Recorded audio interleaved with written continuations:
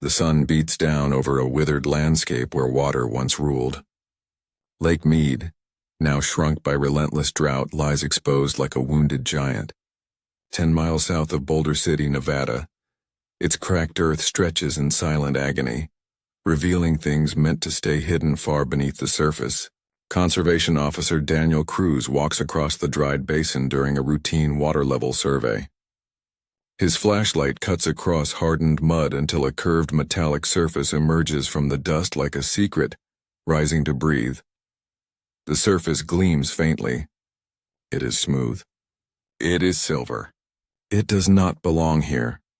Cruz steps closer, heart pounding as recognition begins to form.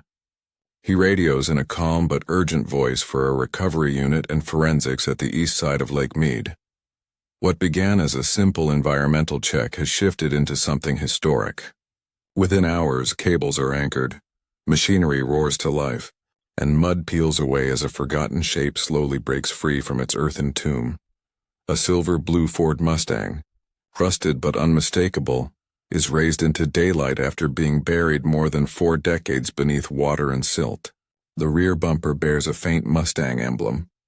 The license plate, though obscured, appears eerily familiar to those who once combed dusty files in Boulder City. Investigators open the door with controlled precision.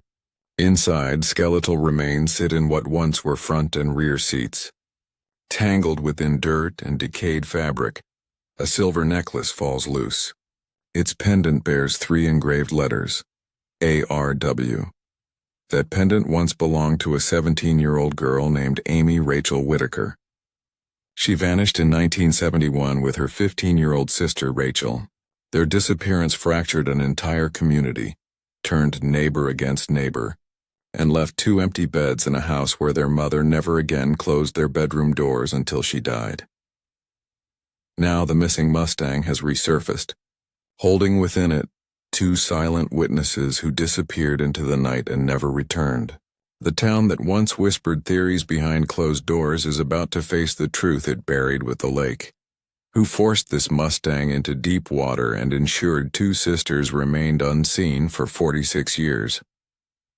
Who walked freely among the townspeople, respected and trusted, while a secret stayed submerged until the drought demanded a reckoning?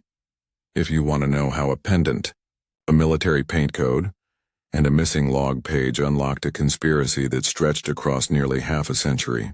If you want to discover how an old film reel and a forgotten notebook forced the past to confess, then like this video and subscribe to Unscripted Tales.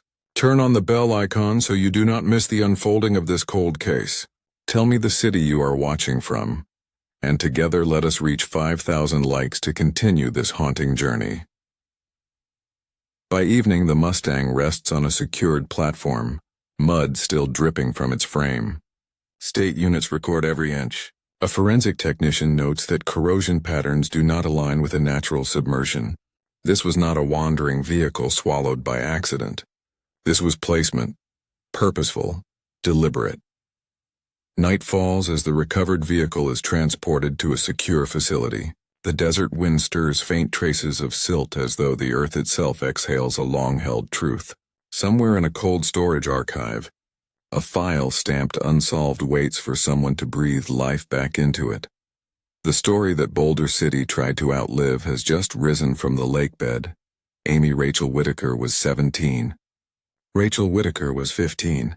2 sisters who left an outdoor movie on a warm August night and never reached home. Their beds stayed made. Their jackets stayed on the hooks by the door. Their mother stood on the porch and watched the road until the sun gave up. That was how the story began for Boulder City in 1971, and the ache never truly left. The first weeks felt like a town holding its breath. Volunteers searched the shore.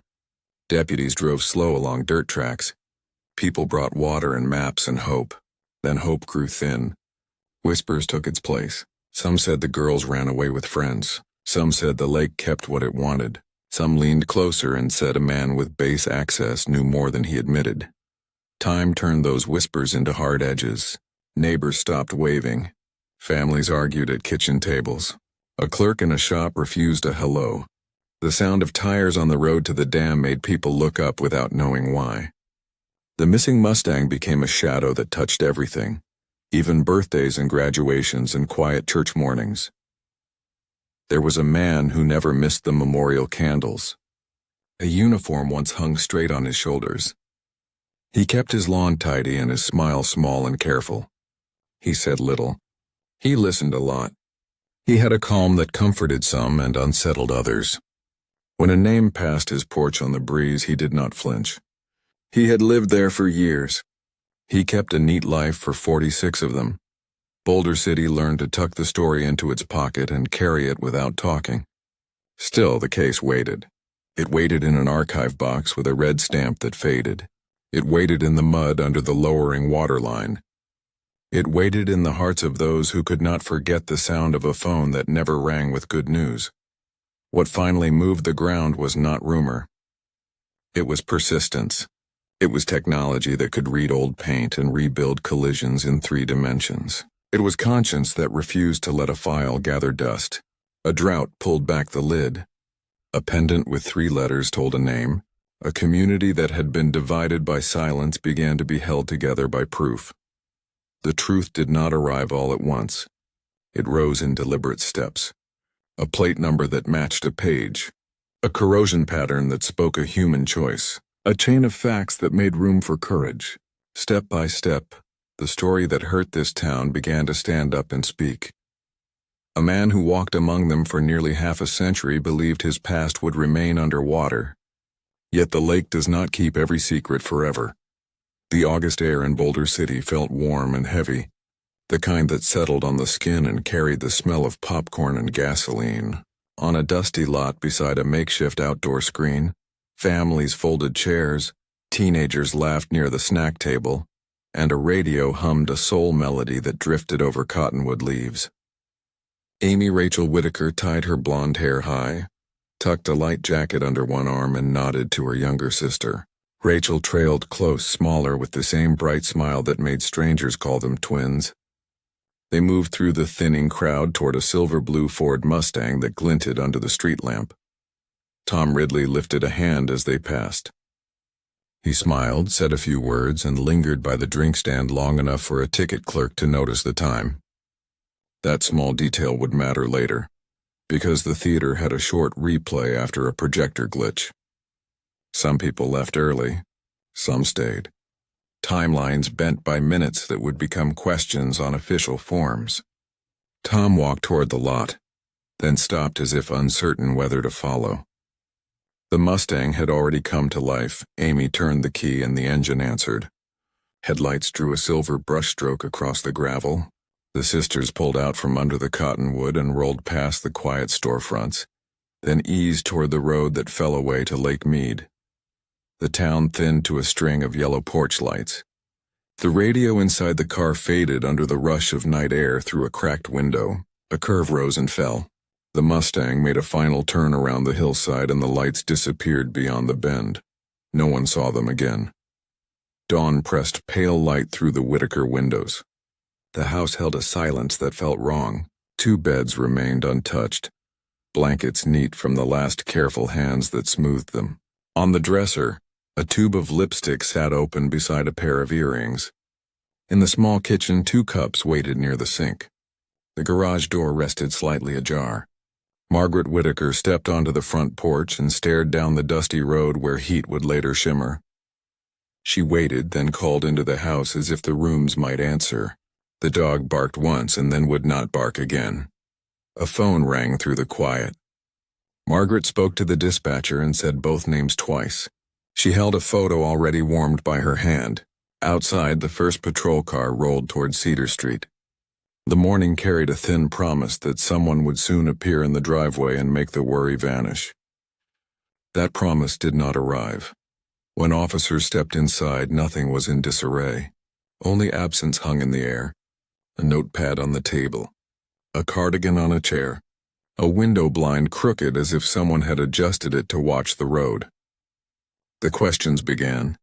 Where did they turn? Who saw them last? What time did the replay end? Small facts would start to pull at a larger thread. and the town would begin to feel that pull. As the sun climbed, shadows shortened on the road to the lake, and somewhere past the bend where headlights had slipped from view, dust settled over a story that would not stay buried forever. There is a place along that shore where tracks, glass, and a single harsh skid mark will begin to speak. The first police unit arrived shortly after Margaret Whitaker's call, and within hours a modest search effort took shape. Officer Ray Donovan, known for his calm focus and sharp eye, unfolded a paper map on the hood of his old Jeep. He marked out the route from the outdoor screening area to the Whitaker home, and then extended a circle toward Lake Mead. Volunteers stepped forward with canteens. Radios crackled softly, and patrol cars crawled through dusty paths as if afraid to break the silence. The sun climbed fast that morning, turning gravel roads into shimmering bands of light. Donovan walked slowly along a curved dirt stretch near the hillside that overlooked the lake. There, faint but clear, were tire tracks parallel and fresh. They were not from a truck or a jeep. They were narrow, light, and matched the pattern often left by a car like a Mustang. A few steps ahead, a patch of ground held a short skid mark, abrupt and unfinished, as though the car braked or was struck and then forced to stop before reason explained why. Just beyond that, small glints caught in the dust. Donovan knelt and brushed away grit until he found shards of glass tinted red, likely from a rear light. He examined the position of the skid. It ended without any visible collision point or obstacle. It was as if the car had been pulled off its course or redirected in a moment of force. Donovan made a quiet note in his pad. A natural accident should leave more chaos, more scatter, more trace of panic. This scene looked interrupted. Searchers widened their path, spreading out in rows down toward the waterline. The lake, still full then, reflected the afternoon sun so fiercely that divers struggled to see more than a few feet below the murky surface. 2 volunteer divers went under, guided by rope, but returned shaking their heads, complaining of thick silt and limited visibility. The heat made each minute feel heavier, and the shoreline revealed nothing beyond broken reeds and quiet water. Donovan remained by the marks in the dirt until evening shadows stretched long. He believed that if the Mustang had gone into the lake there, signs of impact would be visible. Yet the slope seemed too shallow for an accidental plunge. The clues whispered of a moment when control was lost not by chance but by interference. As night fell, the search teams returned with tired faces and no answers. Radios fell silent except for brief status checks. The Whitaker house remained lit, with curtains drawn just enough for a mother to stand behind them and hope for headlights that never returned. The dirt road still held the marks of tires and one unanswered question about what had stopped that car so suddenly. The tire tracks near the lake suggested that Amy and Rachel had made it further than anyone hoped, yet no car, no bodies, and no other vehicle had been found. Community tension grew with every passing hour. As questions piled up, one name began whispering through living rooms and coffee counters. Tom Ridley, Amy's boyfriend, the last person seen speaking to her before the Mustang disappeared into the night. Officer Ray Donovan brought Tom in for questioning. The room was small, a metal table between them, the sound of a ceiling fan humming overhead. Tom's hands trembled as he answered carefully. Yes, he was at the outdoor screening. Yes, he saw Amy and Rachel leave in the Mustang. Yes, he waved. He believed they drove off before he left the lot. He said he stood by the drink stand longer than expected because of the projector issue. Donovan cross-checked this detail with theater staff. Someone recalled seeing Tom until the second replay ended. This placed him at the site longer than initial rumors claimed. Timelines narrowed. It appeared Tom could not have reached the lake road in time to intercept the sisters. Donovan noted how Tom described the Mustang exactly. Silver blue, small tear on the right seat, a faint rattle when the engine idled. His eyes filled when he spoke of Amy's laughter in that car. His voice cracked not with guilt, but fear that something had happened to her and he could not change it. Despite the lack of evidence, the town demanded a suspect. Officers held Tom overnight under the reasoning of extended questioning and safety from public anger. Outside the station, small groups gathered, news whispers turning into suspicion. Faces hardened with worry and silent blame. People wanted answers quickly, not carefully. Inside the precinct, Donovan watched Tom through the observation glass. The boy sat hunched, rubbing his palms together, staring at the floor like someone who desperately wanted to undo time. Donovan had seen deception before. Deception often came with arrogance or avoidance. Tom looked only broken and lost. The next morning, with no fingerprints, no blood, and no clear motive beyond rumor, Donovan released Tom. The public was not pleased. Some believed the release meant the investigation was weak. Others believed it meant something darker hid behind official hesitation. As Tom walked out of the station, quiet and pale, the weight of eyes followed him. Donovan wrote in his notebook that night, "No evidence ties Ridley. Emotional distress seems genuine. Yet if Tom was not responsible, then someone else crossed paths with the Mustang on that lonely stretch. A presence strong enough to halt a car mid-road, push it off course, and leave not a single witness behind." With Tom Ridley cleared from immediate suspicion, the focus of the investigation shifted back to the scene near the Lake Road. Officer Ray Donovan pushed search teams to expand their radius along the shoreline. The air remained scorching, the ground dry and cracking, as if even the earth felt uneasy under the weight of unanswered questions. Volunteers lined up in long, slow-moving sweeps, scanning the sand and rock layer by layer. Near the edge of a shallow embankment, a diver who had returned to conduct a closer sweep stopped mid-step.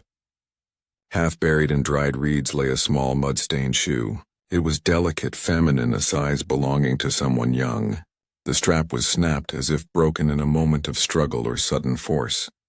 Donovan examined it and recalled a photo from the Whitaker home where Rachel wore a similar style. Close by, caught on a jagged bush root, a torn fragment of fabric fluttered lightly in the heat. It was blue, worn by time but still holding traces of color. The search team preserved it carefully, unsure yet certain it belonged to someone who never walked back home. A few feet beyond the road curve, Donovan noticed something faint on a rock surface. A streak of dull metallic shimmer clung to the stone. He scraped a small flake carefully into a sample bag. When the surface was fully visible, he noticed there were no deep scratches or dents that would appear if a car had fallen from height or crashed violently against the rock. The paint transferred, but the rock remained largely unmarked. That meant the car did not roll or tumble uncontrollably down a steep drop. It may have been guided with precision or pushed with control, as though someone was careful not to leave evidence of chaos. Ray stood quietly, scanning the landscape.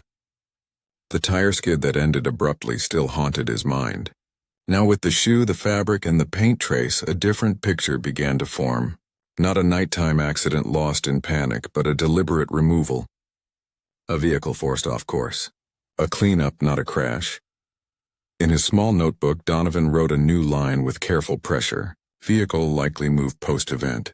Possible intentional concealment. As the sun dipped behind the hills, casting shadows over the water's edge, the lake looked calm and innocent. Yet Donovan could not shake the feeling that beneath its surface or somewhere nearby, someone had once stood with intent, planning not rescue, but disappearance. When the metallic flake from the rock was tested, the lab's report returned with a detail that shifted the entire direction of the investigation. The paint was not from a civilian vehicle. It held a dense zinc compound used for heavy-duty endurance. The coat code was listed as A4293. That code belonged to a specific range of United States Air Force utility trucks from the late 1960s and early 1970s. Trucks frequently seen around Nellis Air Force Base, roughly an hour from Boulder City.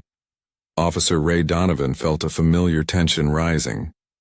A military connection meant deeper levels of clearance, stricter procedures, and the risk of silence being stronger than truth.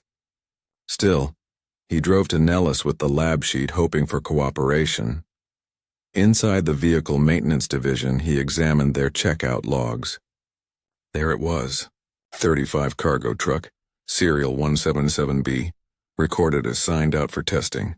Duration of use approximately 6 hours. Returned early morning. The name printed in faded ink under the signature column was Thomas E. Hale. When summoned for questioning at the base, Hale appeared composed, polite, and very controlled. He confirmed he had signed out the vehicle on the night of August 14th. He claimed he had been testing its performance on incline roads near Hoover Dam, due to engine stalling issues. He said he completed the drive and returned without incident. His voice did not tremble. He did not hurry. He seemed confident he had offered enough. His wife, Linda Hale, later confirmed he came home late that night. She said she might have heard the truck, though she was half asleep and unsure of the time. Her tone was soft, her words careful, as though she had repeated them before in silence. Ray asked if Hale had driven along the Lake Mead road. Hale gave a slight smile and replied that he did not recall his full route, because he was focused on engine response. The answer left nothing solid but carried an unsettling sense that he knew more than he was sharing. Ray prepared a written request to continue deeper questioning and to cross-check Hale's movements with further military records. However, when his report reached higher channels, the tone shifted. A senior officer at the base stated that their internal review found no misconduct and that this matter did not fall under immediate military concern unless stronger evidence appeared. Ray was advised by his own department to avoid unnecessary conflict with federal authorities, without a clear connection to a crime. The investigation had hit a boundary built not by lack of leads, but by layers of authority. A man with base clearance had been in the right place at the right time behind the wheel of a truck, covered in the same type of paint now found at the scene. Yet every step toward him was met with measured resistance. When Ray returned to Boulder City, he sat in his Jeep staring at the lake's horizon. In his personal notebook, he wrote a line quietly to himself. Hale remains key, military link unstable but strong. The water remained calm, but something behind it now pointed toward uniformed silence. Despite the military lead and the quiet suspicion surrounding Thomas Hale, nothing concrete could push the case forward. There were no fingerprints, no recovered vehicle, no confirmed collision site, and no witness willing to stand against a system stronger than paper evidence. The official report eventually carried a sentence that chilled Ray Donovan more than any night search along the lake. Investigation suspended due to insufficient evidence. With that, the file was sealed into the cold case archive, stored among countless others waiting for truth or time to claim them. But Ray could not put it away in his mind. Before the documents were packed, he used an old photocopier in a quiet corner of the station and made copies of every report, every sketch, every official note, including the paint code link to Nellis. In his own personal notebook, he wrote the things he had not been allowed to include in the official file. Pages filled with observations that leadership dismissed as speculation. In the margins beside Hale's name, he drew a thin line to the word silence. Meanwhile, the Whitaker home no longer echoed with hope. Margaret, once standing on her porch watching the road for her daughters, now packed belongings with slow and tired movements.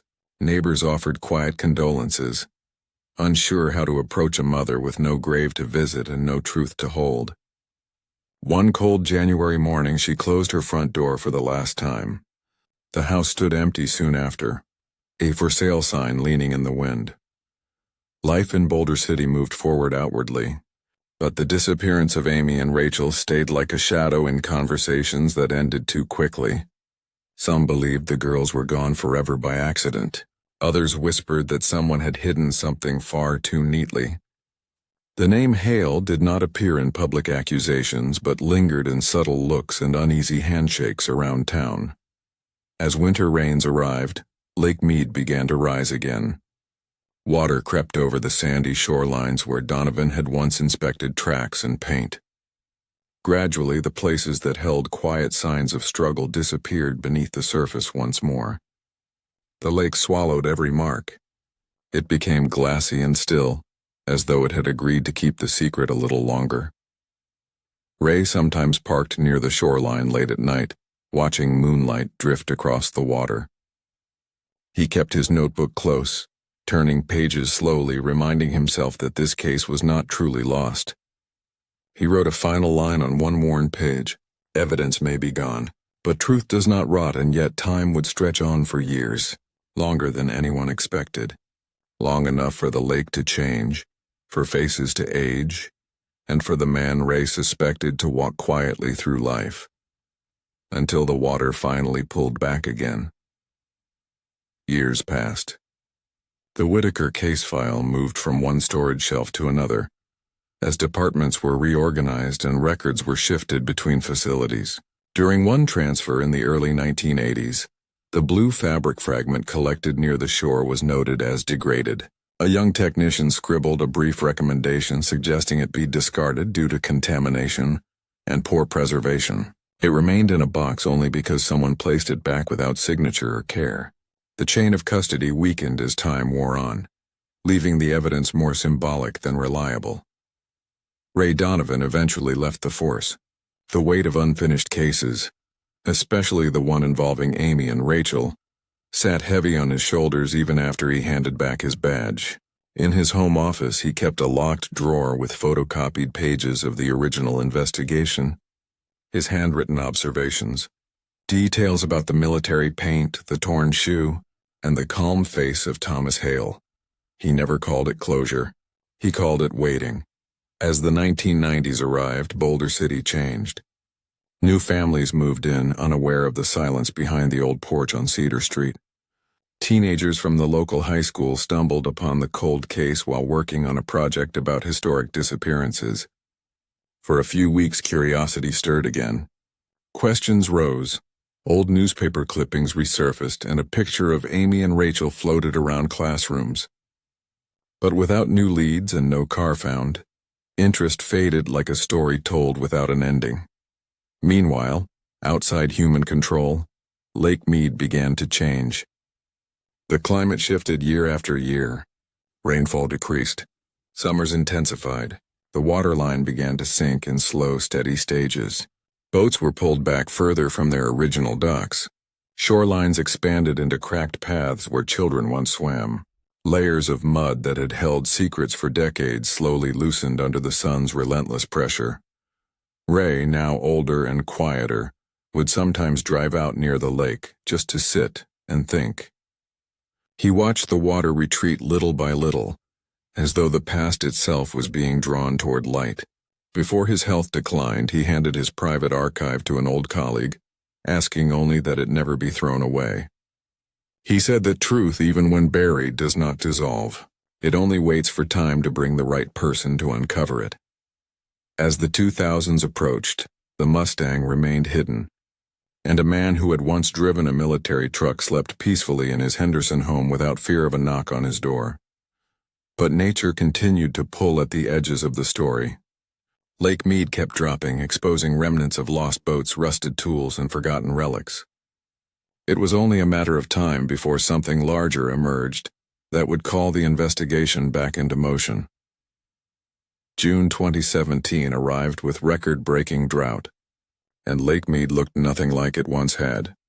Where there had been shimmering water and motorboats, there were now long stretches of cracked earth and abandoned docks resting on dry soil. It was during a standard conservation survey that Officer Daniel Cruz's flashlight touched on something metallic beneath the mud. Within hours, a recovery team, forensic experts, and state officials stood around the exposed curve of a car that time had nearly erased. With careful rigging and steady winching, the vehicle was lifted from its muddy grave. As mud sloughed away from the rear bumper, faded lettering became clear enough to read. The worn Nevada license plate, NV7C291, matched a vehicle listed in the 1971 Whitaker disappearance case file. The silver-blue Mustang that had once left an outdoor movie screening on a warm August night had risen after 46 years. The field unit surrounded the car as if standing at the edge of history. Photos were taken from every angle. Coordinates were recorded with precision, The cracked lake bed where it had rested was marked and logged as a new crime scene, not just a recovery point. The passenger windows were shattered, the interior warped by time and water, yet something more gripping lay within. When investigators opened the rusted door, skeletal remains were found in the front seat position, with another set partially reclined behind. What had once been flesh and identity now rested in silence. A bone-thin wrist still held a shadow of what looked like a chain link. When separated carefully, a delicate silver pendant fell loose into gloved hands. Engraved upon it, faint but clear, were 3 letters. ARW, Amy Rachel Whitaker. A hush fell over the shoreline. A mystery that had fractured Boulder City now had a physical form again. The Mustang was transported under heavy security to a processing facility, now treated as the centerpiece of a reopened case. News began leaking before officials were ready, whispers turning into speculation, speculation turning into headlines. Within hours, the Nevada State Cold Case Unit ordered a full reinvestigation. The case was assigned to Lieutenant Laura Bennett, a meticulous and determined investigator known for reviving long-buried truths. She requested all archived files, including recovered media, original witness statements, and any existing forensic notes from the early 70s. She soon found references to an officer named Ray Donovan, along with multiple photocopies of handwritten notes containing phrases like "vehicle likely moved" and "hail remains key." The Mustang had spoken without sound, and in its steel frame lay clues that would soon unravel a secret protected by authority. Fear and time. But to understand who forced this car into silence, one must first examine what the bones and broken metal were trying to say. At the State Forensic Lab, bright white lights washed over the Mustang like a slow sunrise. Lieutenant Laura Bennett stood behind the glass as technicians lifted bone with the care given to something sacred. The remains were placed on clean steel trays labeled only by letters. Dr. Alan Pierce, the lead pathologist, studied the skull from the front seat position. A single, focused fracture marked the right temple, sharp in its outline, clean in its story. This did not look like random shattering from a long fall into water. It matched a sudden interior impact, the kind that happens when a body is thrown forward against a hard surface with brutal force. The timing of the injury was clear. It occurred before death, not after. The car had not gently taken 2 passengers into the lake. Something had struck first. Across the room, materials analysts worked through paint layers under magnification. Silver coat. Beneath it, a gray-green layer. Beneath that, a dark protective primer rich in zinc. The pattern was not civilian. The code matched high-durability coatings used on military utility trucks from the late 1960s era, the same class of trucks that operated out of Nellis Air Force Base. The lab did not deal in rumor. It dealt in chemical signatures, and the layers spoke with certainty. Engineers fed measurements from the rear crumple and frame twist into a 3D model. On the screen, a digital Mustang appeared, then a simulated strike from behind. When the heavier vehicle made contact at a controlled speed, the model showed the exact rise in force lines, the bend in metal, and the angle that would throw a driver forward into the dash. It did not look like panic braking or a wild spin. It looked like a planned shove from a vehicle that outweighed the Mustang by a wide margin. Heavy bumper height aligned with the wounds in steel. Pressure vectors traced a clean push rather than a chaotic smash. Laura read the compiled report carefully. Premortem focused trauma. Military-grade paint transfer. Rear impact from a heavier platform consistent with an M35 class profile. Corrosion pattern indicating placement rather than drift. Each piece sealed to the next until the larger picture refused to move. The Mustang did not slide into the lake by misfortune. It was driven into silence by intention, and then hidden where water could keep a secret. When the technicians sealed the trays and powered down the modeling display, the room regained its ordinary quiet. Laura held the summary page a moment longer before she signed it for the record. The truth had changed shape from theory to evidence. A person with knowledge of heavy vehicles and confidence in force had used that knowledge on 2 girls who never stood a chance. A question now waited at the edge of every page. Who sat behind the wheel of the heavier truck when the Mustang was rammed toward the water? With lab results confirming military-grade paint and a deliberate rear-end collision, Lieutenant Laura Bennett turned her attention to the one lead that had been hinted at decades earlier. The Nellis Air Force Base connection. She submitted a formal federal inquiry for archival access to vehicle records from 1971. It took several days of clearance-level approvals before she was escorted into an underground archive facility beneath the base. Rows of metal cabinets stretched like a frozen timeline, each drawer labeled with faded markers from different years. Under 1969 to 1972 vehicle control logs, she found a folder labeled Hale, Thomas E. Inside were several routine checkout slips, all neat and complete, except for one. The page that should have recorded August 14, 1971 was missing. The logbook jumped from August 12 to August 21 with no explanation for the gap. A small tear at the binding suggested a page had been deliberately removed. When questioned, a records clerk shrugged and stated it had been logged as missing decades ago. No report of wrongdoing had ever followed. Laura pushed further, locating an internal file marked Unauthorized Vehicle Use Complaints. One brief internal memo from late 1971 noted that a base vehicle had been used without proper oversight for approximately 6 hours. It referenced a verbal reprimand issued to a maintenance consultant named Thomas E. Hale. There was no mention of location, no mention of a civilian crime, only a quiet administrative correction. Next, she requested gate entry logs. The clerk informed her that logs from certain years had been lost in a storage fire during the early 1970s. Conveniently, the night matching the disappearance fell within those lost documents. When she pressed another officer who had worked near archival oversight in the past, he admitted unofficially that some logs were removed over sensitive concerns and may have been destroyed rather than burned. Back at her office, Laura reviewed the digitized cold case entries and found a scanned image from Ray Donovan's private notes. A single underlined phrase caught her attention.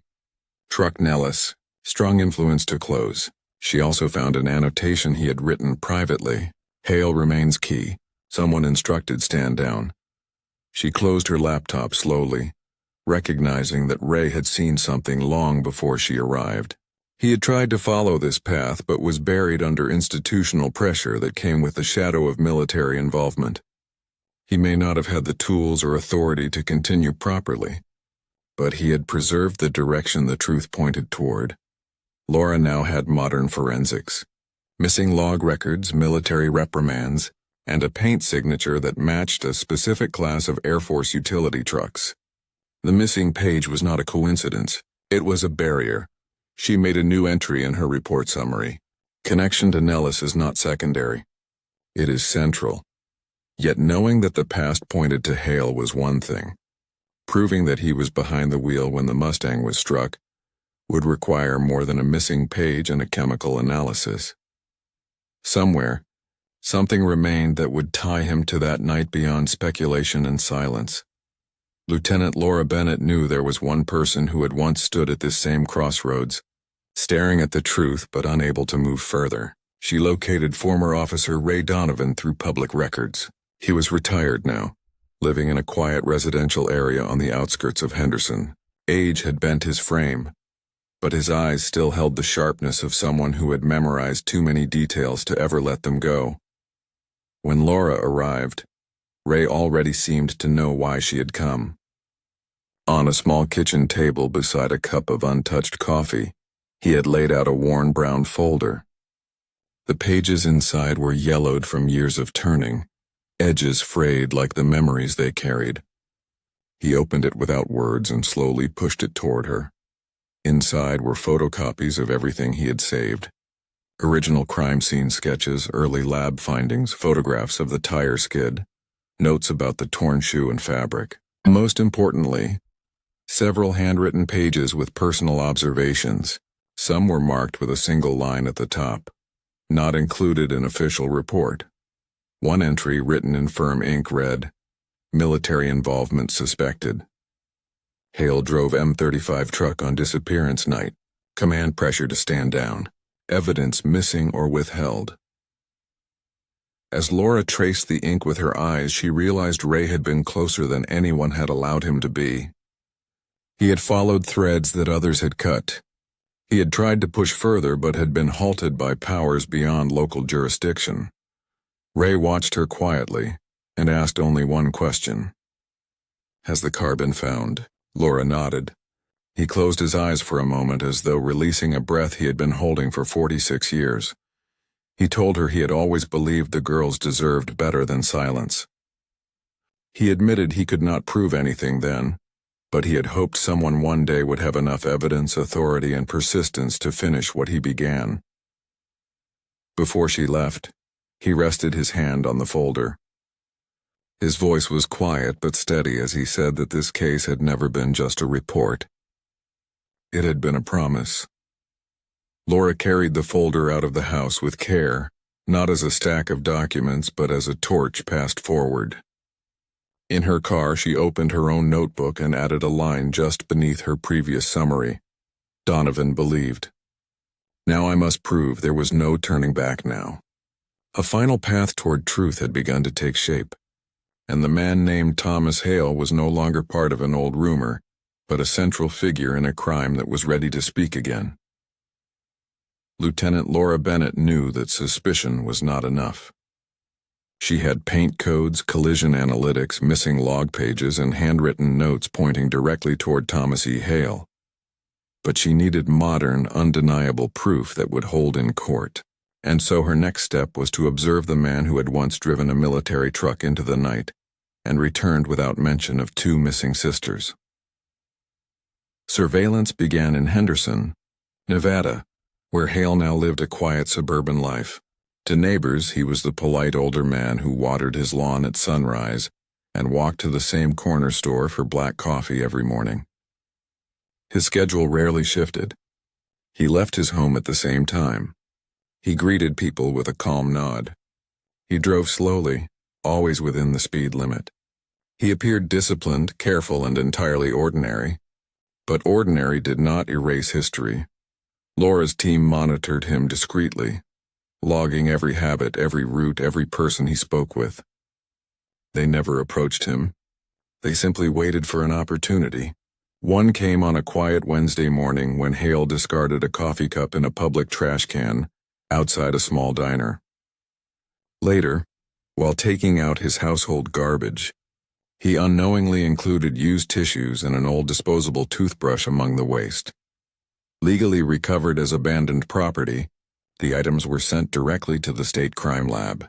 The lab technicians extracted trace DNA and undertook careful comparison with biological residues taken from the Mustang's steering column padding.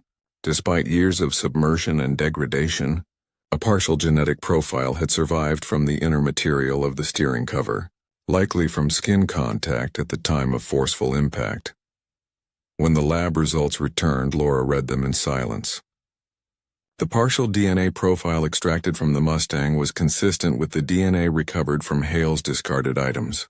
It was not a vague likelihood. It was a confirmed association. For the first time in 46 years, evidence did not point by assumption or suspicion. It linked by genetic fact. Laura closed the report folder with steady hands. She now had proof that the man who once drove an M35 military truck had physically interacted with the interior of the Mustang, likely during the moment of collision. Quiet life in Henderson could no longer hide the truth of what his hands had touched.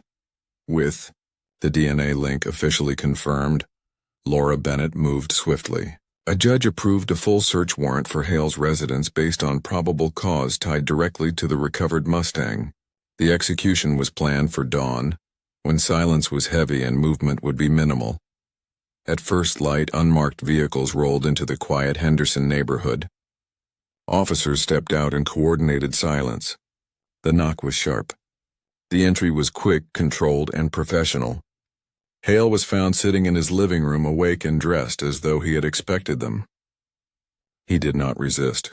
He did not demand explanations. He simply looked at the officers and allowed himself to be secured calmly, his face unreadable. The house itself was unsettlingly precise. Every book aligned, every picture frame leveled, every surface dusted, as though order had been his lifelong shield. But order could not erase what he had chosen to keep. The search team moved systematically until they reached the basement. Dust clung to the corners. Tools hung on nails in careful rows, but in one corner, a section of the concrete floor did not match the rest. The texture was smoother, newer, slightly raised in contrast to the surrounding surface. On a workbench nearby lay a worn leather pouch and several faded Polaroid photographs. When Laura saw the images, she knew their meaning instantly. In the grainy squares was the silver-blue Mustang resting on a sloped lakeside terrain under dim lighting. Another photograph showed Hale himself standing near the vehicle, partially lit by what appeared to be a flashlight or truck headlight. Mud clung to his boots in the image. Lake Mead's shoreline was unmistakable. Next to the Polaroids were old identification cards issued by Nellis Air Force Base, authenticated with his military details. Everything he needed to walk onto the base and access classified zones had once been in his possession. The forensic team drilled into the patched concrete. When the slab lifted, a small cavity was revealed beneath. Inside were two carefully preserved relics: a faded fragment of blue fabric and a silver pendant, dull but recognizable, engraved with the initials ARW. It was the same necklace Amy Whitaker wore on the night she vanished. Laura stared at the evidence, not with triumph but with the silent understanding that this basement had not been a storage space. It had been a vault of memory, guilt, and proof. A calculated cache buried under years of silence. A tidily kept home had just revealed a crime sealed beneath cement. Something far darker than accident cleanup was finally within. Reach Thomas Hale sat across the cold metal table in the interrogation room, no longer surrounded by the walls of his carefully arranged home, but by the harsh brightness of investigative truth. His wrists were relaxed, his breathing steady. He did not appear broken. He appeared prepared.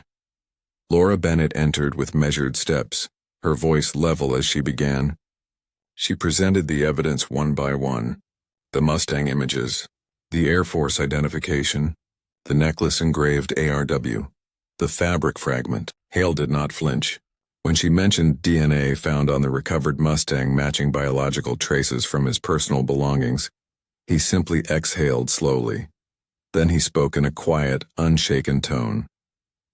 He insisted he had not killed anyone. He said he had been called after the event. He claimed he arrived to find the Mustang already off-road and the sisters already lifeless. According to him, he assisted in hiding the evidence to protect someone else. A man he said was drowning in panic and shame.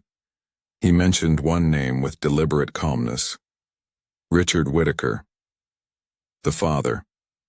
He claimed Richard had lost control of his vehicle that night, collided with his daughters, and begged Hale for help because exposure would destroy his reputation, career, and what he called his honor. Hale described a world of unspoken duty among men in uniform, a place where loyalty and silence were valued above law. He implied that he had acted under an unwritten code, not out of malice. He painted himself as a cleaner of tragedy rather than a creator of it. Yet Laura remained guarded. Every word was recorded, every pause documented, every deflection marked. She understood the strategy. Hale was shifting moral blame while admitting logistical involvement. He wanted to shape himself as a misguided guardian rather than a willing conspirator. She did not respond emotionally. She simply made a clinical note in her file: subject claims secondary role, shifts responsibility to victim's father, possible half-truth, requires corroboration. As the session ended, Hale leaned back slightly as though unburdened. But Laura knew something deeper still lay beneath his calm admission. The basement items had been too carefully hidden, the Polaroids too deliberately preserved, his silence for 46 years too strategic. He had given a version of the truth. The real question now was how much of it he had chosen to leave. Out. The moment Thomas Hale introduced Richard Whitaker as the man who caused the tragedy, Laura Bennett knew she needed proof that extended beyond spoken words from a suspect facing charges. She turned to what could not be denied. Records, money, paper. She reopened historical financial archives tied to the Whitaker family. Among ordinary salary deposits and household expenses, one transaction stood out like a scar. A personal check issued in September 1971, just weeks after the disappearance of Amy and Rachel. The amount was 20,000 United States dollars.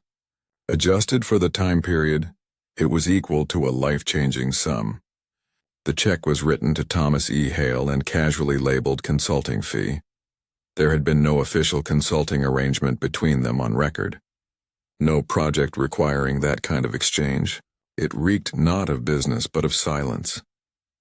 Not long after, a sealed envelope postmarked August 24, 1971, surfaced from archival correspondence.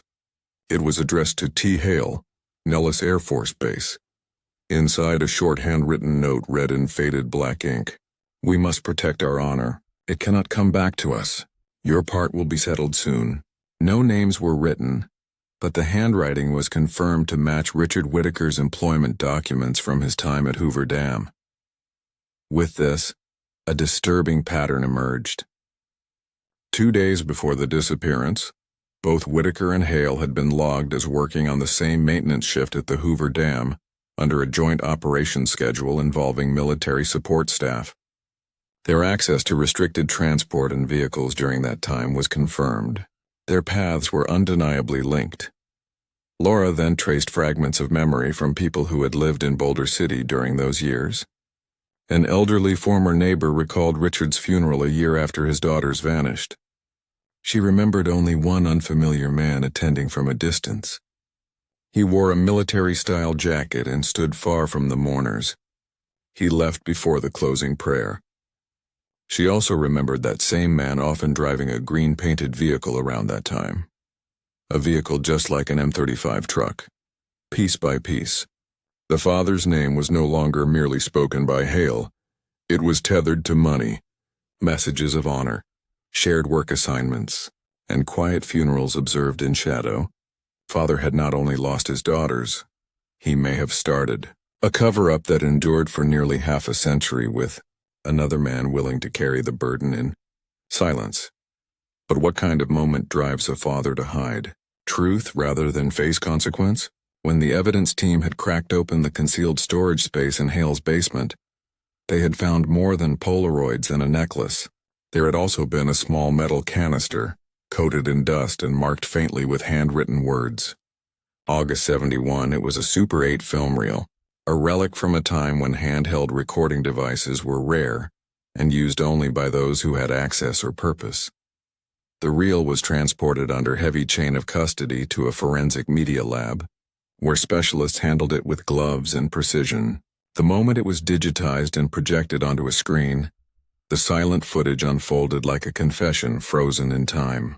The scene opened in grainy darkness, a sloping sandy edge near a body of water. A pair of headlights illuminated the night, casting distorted shadows on a glistening surface that could only be Lake Mead. The frame shook slightly, suggesting the camera had been mounted on a hood or a nearby rock.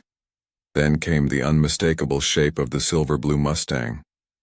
Its rear bumper was visibly dented. Mud clung to its tires. The car appeared lifeless, powerless, and eerily still. Two figures stepped into view. One taller, moving with commanding confidence. The other slightly shorter, with a stiffness in his posture. Facial profiles caught in flickers of light were clear enough to be matched. Thomas E. Hale, Richard Whitaker. Together they positioned themselves behind the vehicle. They pushed. The Mustang rolled slowly, its front wheels turning slightly before sliding down the slope. Water rose around its tires, reflecting the glow of headlights like ripples of liquid mercury. After a moment, the car tilted, its rear dipping beneath the surface. The taillights glowed faintly before vanishing beneath black water. The two men stood still as the lake swallowed the car. No panic, no visible shock, only a grim acceptance of what they had just done. Hale adjusted the flashlight.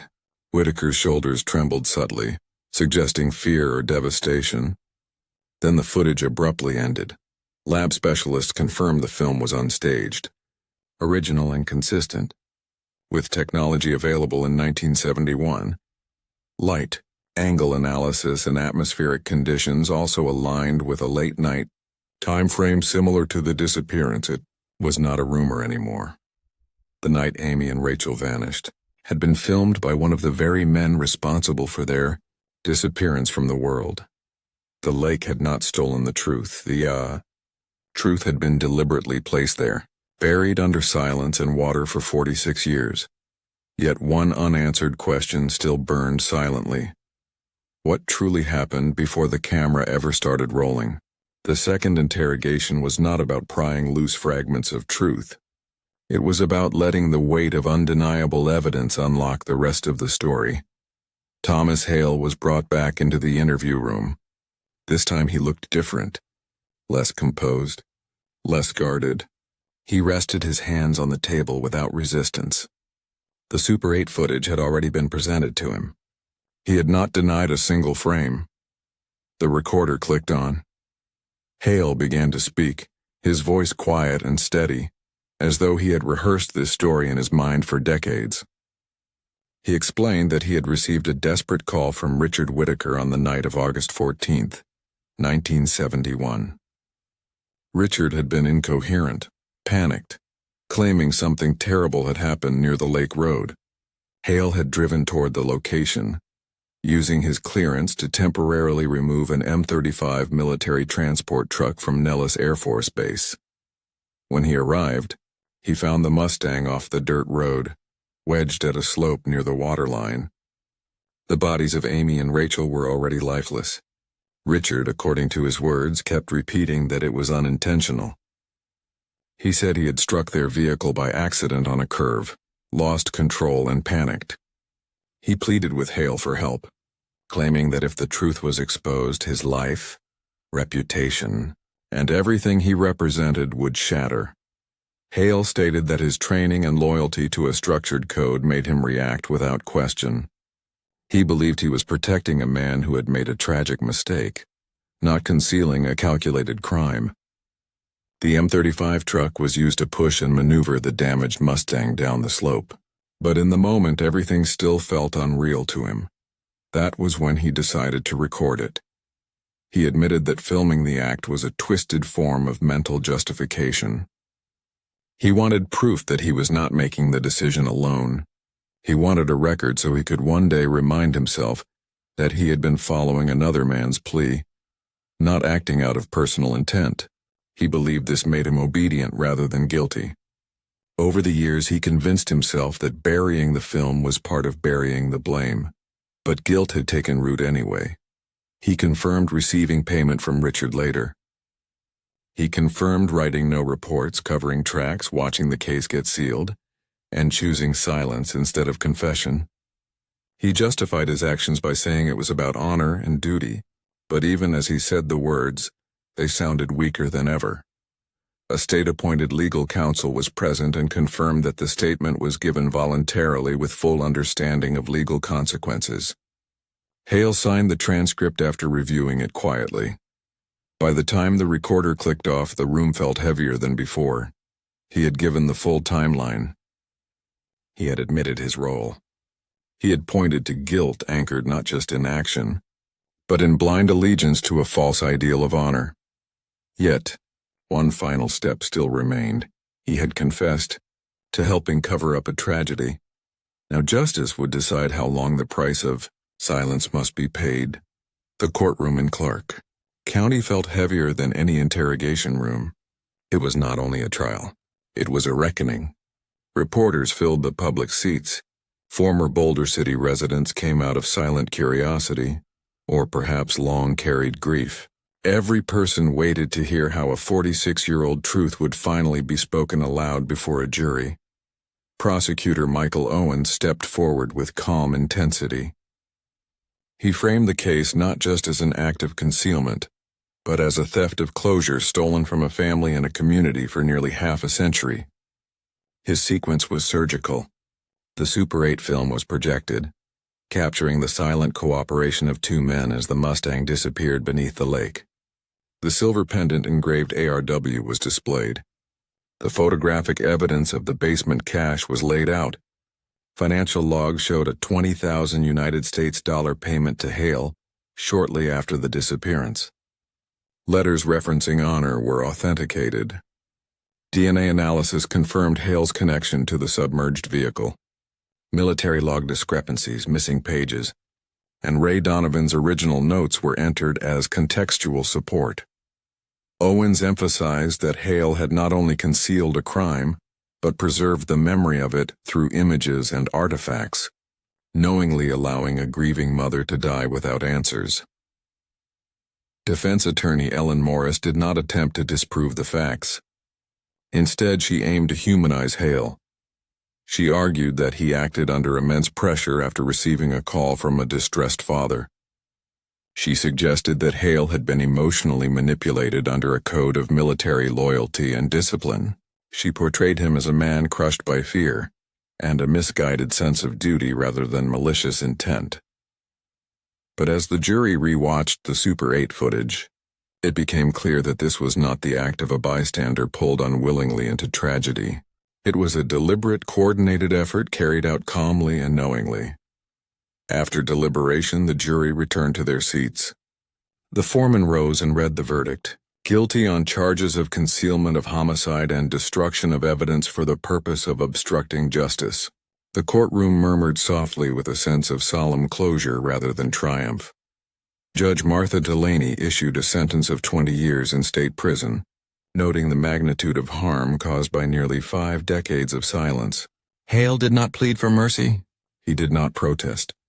He simply nodded once as though he had expected this outcome long before entering the courtroom.